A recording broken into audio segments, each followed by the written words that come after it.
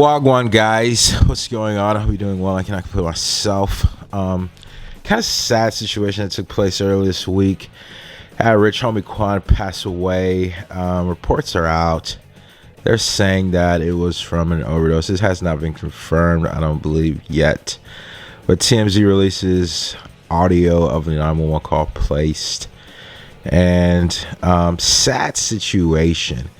It was extremely sad listening and watching and just hearing all the reports that came out this week. And, you know, substance abuse it's heavy, dude, you know. You have to watch some of the things that you struggle with, some of the things that you battle with, and you spend a lot of time. You got to make sure, if you're spending a lot of time idling and kind of, you know, just whatever you're faced with that, whatever type of adversity you're faced with, you have to watch some of those things. You have to be mindful of the things that you ponder on, some of the things that you find yourself consumed with. If you're stuck somewhere at a certain period of time, you have to move. You have to kind of not get stuck in some situations. That could be a cautionary tale to anyone, depending on the things that they're struggling with. He had some really good music. He had some good music with with Young Thug, Rich Homie Quan. That flex, because I think he had some good music come out, and then it was quiet for a minute. He came out with that flex, you know what I'm saying? That oh my goodness, that was a good song. And he talked about his substance abuse, he talked about his addiction, okay, he talked about these things. And I think it was on Matt Hoffa. He I don't want to say he made light of it, but that interview, he had me rolling. I was joked out. I'm not even gonna lie to you. I was joked out, and it was very, some of the stories that he talked about. It's just one of those situations where, I think this is something that he had struggled with for a very long time. Okay, struggled with it for a very long time, and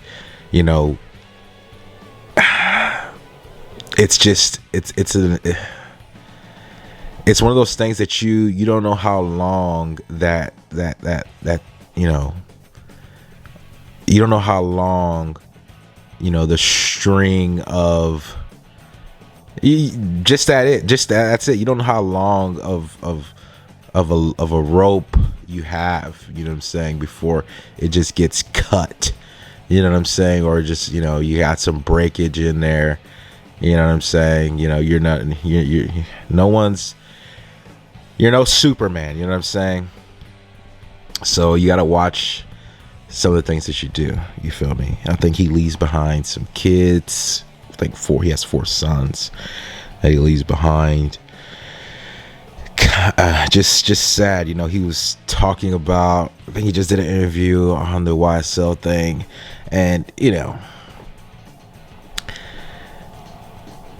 I think his father barbershop ends up getting shot up, and so this is a while ago, but they're talking about that in the trial, and this is something that's going along with litigations that's happening now. But it's just it's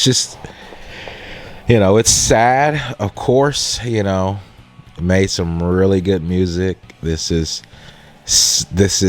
by all means, this is just someone who music a lot of people gravitated towards. I don't know if he thought he was going to get this much fame and fortune, but he definitely was able to make a living and create big revenue off of his music, shows, etc., etc.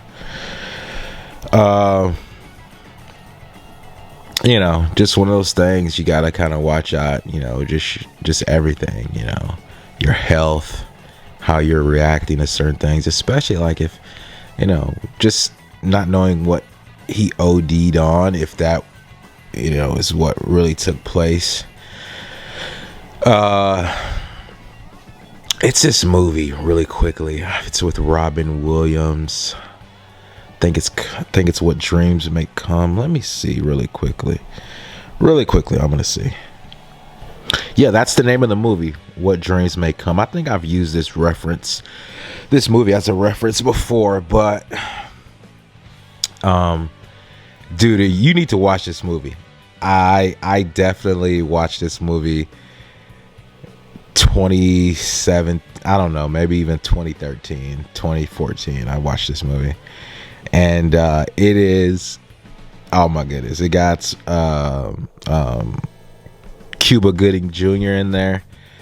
It's just ridiculous. This movie is definitely just a trip. It's a complete trip, and you have to watch it. But basically, man, I don't know, this guy, I think his son, I have to watch it again, but I think his son ended up passing away as a child, and like, I don't know if what Robin Williams' experience would be considered, what's the word I'm looking for? Purgatory. I think that's the word. I don't know if that would be considered a purgatory, but it was like, I don't know if they were in heaven or like they're waiting to be called into heaven or something. I don't know. But he's in the in-between. I don't know if like he's dead or alive, but he's in some in-between state. And so like, it's ridiculous. He has to be, I think his son is in heaven or something like that. I don't know. But his son is now, because his son's like, he was like young, right? But in heaven or whatever, like after his son passed, he like turned into Cuba Gooding Jr. is like some middle-aged black guy, right? But his son was like a white kid, whatever, when he passed. So he's like experiencing, this in between or whatever, and it's this, some dream state that he's in. And long story short, what happens is like they go to all these places and these different spaces and stuff, and no one really knows like all the places and all the things that he's experiencing. There's no real history of it, I'm guessing. So he goes to this one place, and it's like, it has to be, if you're gonna liken it to anything, it would have to be hell, right? But it's this place where like you just start getting depressed, but like it's comfortable, right? It's comfortable. That's the thing. It's not some agonizing place. It's just a place where you start pondering on, whatever it is that, you likely go to. And sooner or later, if you stay long enough in that place, you're not, your mind is going to be altered, and you're just going to stay there forever. So like, you have to leave. It has to be something quick. It has to be a decision that you make to say, you know what, I'm leaving this place, or else you're going to always stay there, right? So that's the only reference that I can draw from that movie, where like you have to like make a decision sometimes, if you're battling with certain addictions or whatever, because it's going to be a place, it's going to be a space where what I'm saying, it's no turning around, what I'm saying, you're gonna eventually drift off or whatever. But sad people deal and struggle with some of those things. And lastly, I'm just gonna say this: do not, don't let anyone else kind of stop your grind and stop what you have going on. You know what I'm saying? Like, continue to, do what's best for you, and of course, manifest and those things into your life, and and move forward. You know what I'm saying? Move onward. Okay. So peace, guys. That's what I got for you, man.